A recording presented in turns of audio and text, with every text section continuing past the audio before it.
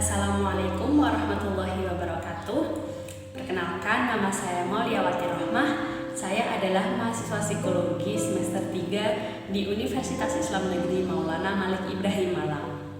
Pada kesempatan kali ini saya akan berbicara tentang schizophrenia disorder. Banyak sekali orang-orang di Indonesia yang mengatakan bahwa orang dengan schizophrenia atau biasa disebut dengan ODS merupakan orang gila. Padahal mereka tidak seperti itu. Hanya saja ada beberapa gejala yang muncul dalam dirinya sehingga dia tidak berperilaku seperti layaknya orang normal. Lalu, apa sih schizophrenia itu? Ada seorang tokoh bernama Eugen Bleuler. Beliau mengatakan bahwa schizophrenia merupakan keadaan di mana terpisahnya seseorang dari kenyataan yang diakibatkan oleh disorganisasi akal budi. Misalnya, pikiran dan juga perasaan yang tidak bisa berfungsi layaknya seperti orang normal. Nah, untuk mengetahui apakah seseorang menderita schizophrenia atau tidak, kita pertama-tama bisa melihat gejala yang ada pada orang tersebut. Dalam schizophrenia itu terdapat 3 gejala. Yang pertama adalah gejala positif, yang kedua adalah gejala kognitif, dan yang ketiga adalah gejala negatif. Gejala positif merupakan keadaan di mana mulai munculnya halusinasi, delusi, dan juga gangguan pemikiran. Nah, orang dengan schizophrenia ketika sudah mengalami gejala positif ini, biasanya akan mendengar sesuatu atau melihat sesuatu yang tidak bisa dilihat atau didengar oleh orang lain, karena sebenarnya apa yang dia lihat itu merupakan halusinasinya saja. Selanjutnya, delusi yang dialami oleh si penderita schizophrenia ini bisa berupa persecution, atau ketika dia itu merasa dikejar-kejar oleh seseorang, dia merasa diamati oleh seseorang sehingga hal tersebut bisa membuatnya ketakutan dan hal tersebut sangat mengganggu aktivitasnya.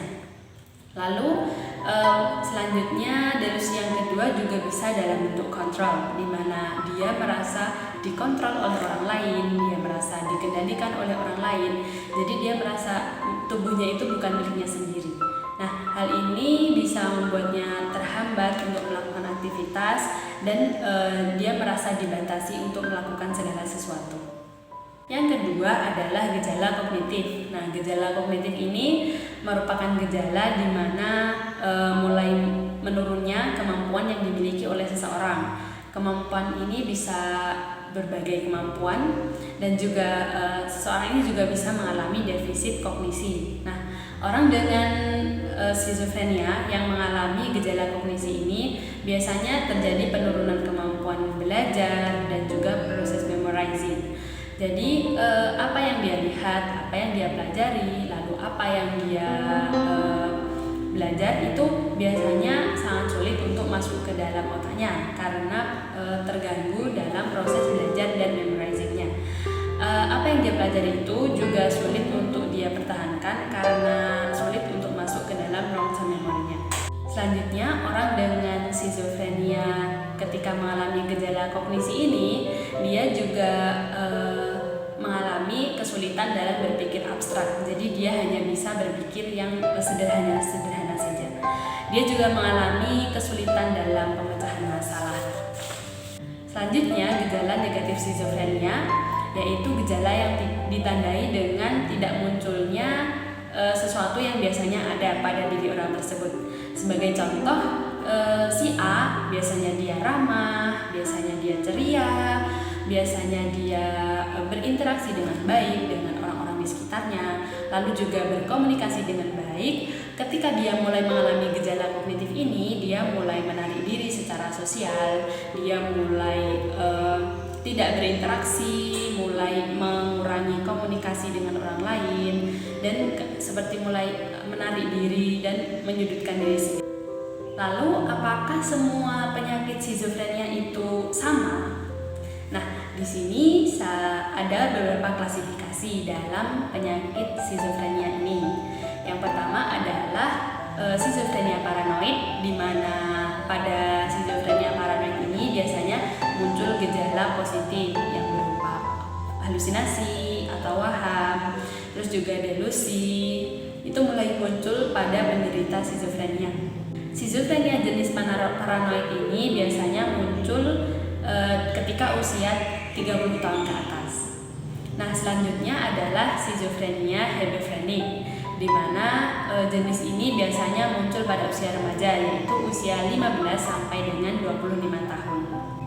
Pada skizofrenia hebefrenik ini biasanya yang menonjol adalah gangguan afektifnya. Yang ketiga adalah skizofrenia katatonik yang biasanya juga muncul di usia remaja sampai dewasa, yaitu pada usia 15 sampai dengan 30 tahun. Nah, pada skizofrenia katatonik ini biasanya didahului dengan stres emosional. Selanjutnya yang keempat ada skizofrenia simplex yang biasanya jenis ini muncul ketika masa-masa awal pubertas. Nah, pada skizofrenia simplex ini biasanya terjadi kedangkalan emosi dan kemunduran kemauan.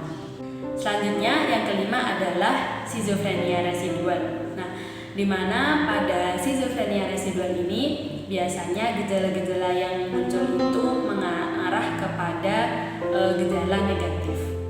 Nah, untuk melihat apakah seseorang menderita skizofrenia atau tidak, biasanya psikolog itu terlebih dahulu melakukan asesmen. Nah, dalam proses asesmen ini terdapat berbagai cara yang bisa dilakukan kepada si pasien skizofrenia ini.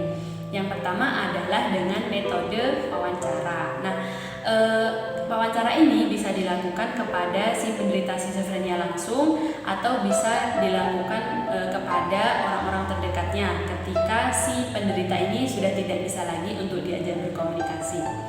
Nah, ketika si penderita masih bisa untuk diajak berkomunikasi, masih bisa diajak untuk berbicara, psikolog bisa wawancara langsung terhadap penderita skizofrenia ini dan sekaligus melakukan observasi ketika melakukan wawancara, mungkin dari gestur tubuhnya, dari ekspresi wajahnya. Itu bisa menjadi penilaian yang dinilai oleh seorang psikolog. Nah, ketika si penderita skizofrenia ini sudah tidak lagi bisa diajak untuk berkomunikasi dengan baik, si psikolog atau psikiater bisa mewawancara kepada orang-orang terdekatnya, misal keluarganya, atau mungkin kerabatnya, atau sahabat dekatnya. Metode yang kedua adalah live record atau self record, di mana pada metode ini si penderita skizofrenia diminta untuk menceritakan segala hal tentang hidupnya, tentang kehidupannya, tentang dirinya. Semuanya disuruh untuk menceritakan sehingga si psikolog atau psikiater ini bisa menilai dari hasil ceritanya. Selanjutnya, metode yang bisa dilakukan yang ketiga yaitu dengan cara home visit. Banyak sekali penderita skizofrenia di Indonesia itu masih belum mendapat perawatan yang intensif di rumah sakit. Mereka hanya dirawat di rumah. Nah, ketika keadaan seperti ini, seorang psikolog atau psikiater bisa melakukan asesmen dengan cara home visit, yaitu dengan mengunjungi rumahnya dan melihat bagaimana keadaan si ODS ini. Lalu yang keempat yaitu dengan cara tes psikolog. Nah, tes psikolog yang dilakukan kepada penderita skizofrenia ini bisa berupa tes proyektif maupun tes non-proyektif. Yang kelima atau yang terakhir yaitu dengan cara asesmen behavioral. Jadi si psikolog atau psikiater ini bisa melihat bagaimana perilakunya yang dialami oleh si pasien skizofrenia tersebut. Nah, apakah orang dengan schizophrenia disorder ini bisa sembuh? Tentu saja bisa. Hanya saja proses perawatan dan juga penyembuhannya harus bertahap dan membutuhkan waktu yang lama. Dalam proses intervensi atau psikoterapi yang bisa diterapkan kepada pasien skizofrenia itu bermacam-macam. Yang pertama adalah dengan cara intervensi psikodinamika. Nah, dalam intervensi psikodinamika ini terdapat 3 cara. Yang pertama adalah asosiasi mimpi. Pasien skizofrenia itu tidak hanya muncul gejala ketika dia sadar saja, tetapi terkadang ketika dia tidak sadar pun gejalanya juga bisa muncul melalui mimpi-mimpinya. Jadi intervensi yang dilakukan bisa dengan cara analisis mimpi.